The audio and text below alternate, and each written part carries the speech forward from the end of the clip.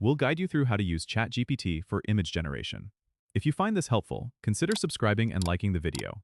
First, open your web browser and go to the ChatGPT website. Make sure you're logged into your account. Once you're in, you'll see the usual chat interface.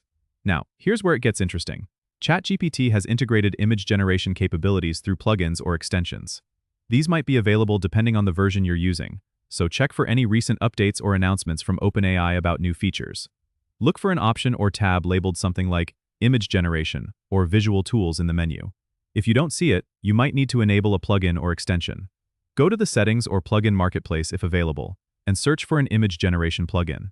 Once you locate it, enable it or install it following the on-screen instructions. After enabling the feature, return to the chat interface. You can now type a prompt into the chat box, describing the image you want to create.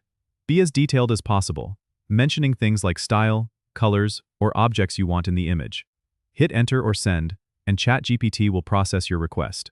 It may take a few moments, but soon, you'll see an image generated based on your description.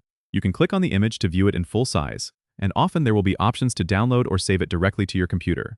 If you're experimenting, try different prompts to see how the AI interprets your descriptions.